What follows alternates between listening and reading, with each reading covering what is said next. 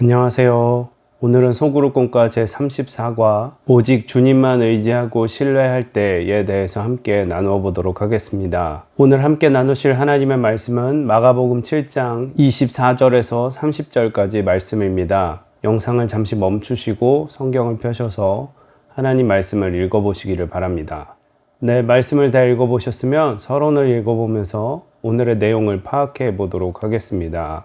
갈릴리 북쪽의 이방 지역 두로에 도착하신 예수님은 사람들의 눈을 피해 한 집에 들어가셨습니다. 그러나 어느새 소문이 퍼져 수로보니게 족속인 한 이방 여인이 예수님을 찾아왔습니다. 예수님의 발 앞에 엎드린 그녀는 귀신 들린 자신의 딸을 고쳐달라며 애원했습니다.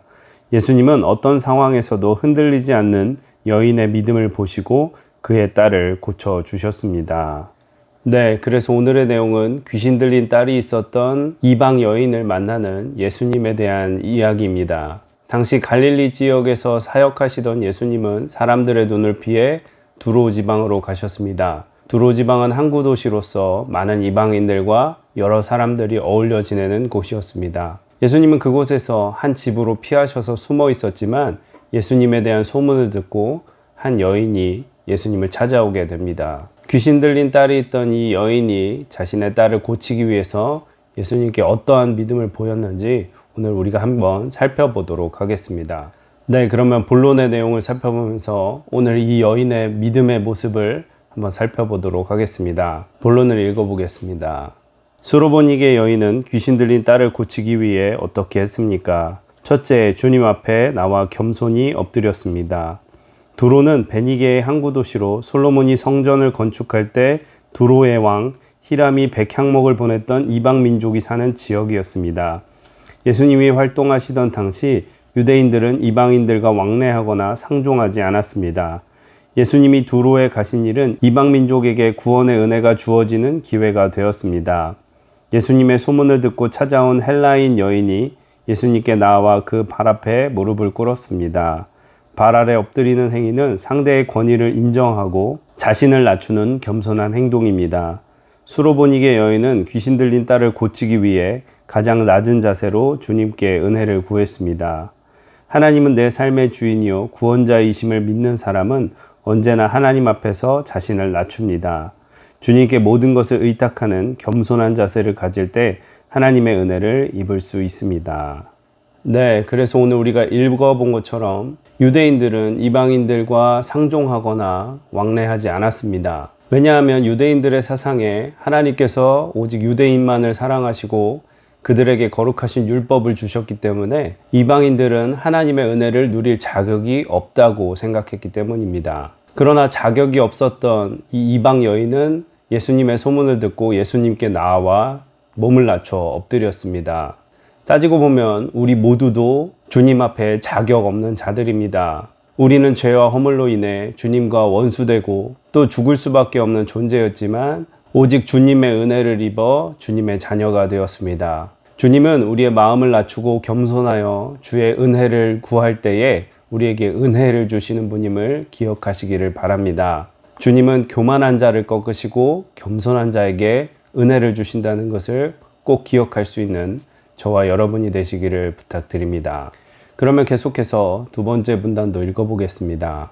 둘째, 수치와 모욕을 참고 간청했습니다.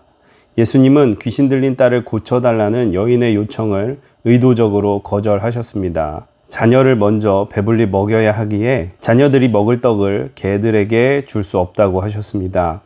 이방 여인을 개로 비유한 것은 이방인을 대하는 유대인들의 시선을 잘 보여주는 표현입니다. 수로보니게 여인은 모욕을 당했지만 주님의 말씀을 그대로 받아들였습니다. 감정의 동요 없이 상 밑에 개들도 아이들이 먹다 떨어뜨린 부스러기들을 먹는다며 귀신 들린 딸을 고쳐주실 것을 간청했습니다. 우리도 살면서 뜻밖의 수치와 모욕을 당할 때가 있습니다. 이때 요동치는 감정에 반응하며 낙심하는 대신 긍정적이고 적극적인 자세로 주님 앞에 나아갈 수 있어야 합니다. 믿음의 시선으로 세상의 수치와 모욕을 넘어설 때 더 큰 은혜를 경험할 수 있습니다.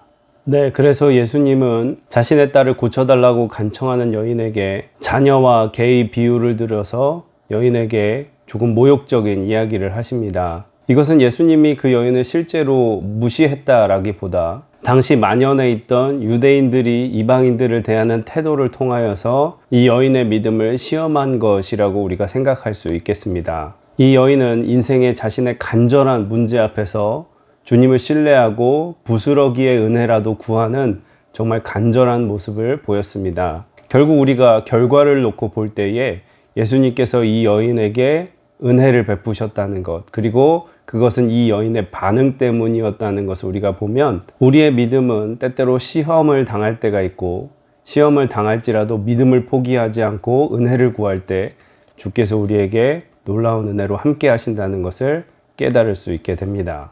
네, 그러면 계속해서 세 번째 문단도 읽어보겠습니다. 셋째, 말씀에 순종하여 집으로 돌아갔습니다. 예수님은 이방 여인에게 내가 구한 대로 내 딸에게서 귀신이 나갔다며 집으로 돌아가라고 하셨습니다. 여인은 자신의 딸에게 어떤 일이 일어났는지 전혀 알 수가 없었습니다. 그럼에도 그녀는 말씀에 순종해 집으로 돌아갔습니다. 집으로 돌아간 여인은 귀신 들려 고통받던 딸이 침상에 편히 누워있는 것을 보았습니다. 예수님께서 그녀의 간구대로 딸을 고쳐주신 것입니다. 예수님은 무엇이든지 기도하고 구하는 것은 받은 줄로 믿으라. 그리하면 너희에게 그대로 되리라고 하셨습니다. 여인처럼 하나님께서 해결해 주실 것을 믿고 확신하며 기도할 때 응답받을 수 있습니다. 네, 그래서 예수님께서는 이 여인의 간절한 모습을 보시고 이 여인에게 내가 구한 대로 내 딸이 고침받았다고 집으로 돌아가라고 말씀하셨습니다. 그런데 사실 여기서 우리는 의심해 볼 법합니다. 예수님, 무엇을 믿고 우리가 집으로 돌아갈 수 있습니까? 만약 제가 집으로 돌아갔는데 아직 고쳐지지 않았으면 어떻게 됩니까? 제가 예수님을 다시 만날 수 있을까요? 이런 질문들이 있을 수 있는데, 이 여인은 담대하게 믿음으로 집으로 돌아갔습니다. 예수님의 말씀을 신뢰한 것입니다. 우리도 때로는 기도를 하고 마음에 의심이 가득할 때가 있습니다. 또 정말 응답받은 대로 이루어질까에 대한 걱정과 근심이 우리를 사로잡을 때가 있습니다. 그러나 기억하셔야 되는 것은 하나님은 선하시고 우리를 사랑하셔서 우리에게 가장 좋은 것으로 응답하시며 우리의 간절한 마음을 외면하지 않으시는 분이라는 것을 우리가 꼭 기억하시고 우리가 항상 변함없는 믿음으로 살아야 될 줄로 믿습니다. 네, 그러면 이렇게 본문의 내용을 다 읽어보았고요. 결론의 내용을 읽어보겠습니다. 수로보닉의 여인은 이방인으로 유대인인 예수님 앞에 나아올 수 없는 처지였습니다. 하지만 귀신 들린 딸을 고치기 위해 용기를 낸 그녀는 예수님 앞에 엎드려 거절과 수모를 온전히 감당했습니다. 예수님은 주님만 의지하고 신뢰한 이방 여인의 기도에 응답해 주셨습니다. 우리도 받을 응답을 확신하며 믿음으로 기도해야 합니다. 네, 이렇게 해서 본문의 내용들을 다 살펴보았고요. 묵상 질문과 삶에 적용하기를 천천히 읽어보시기를 바랍니다.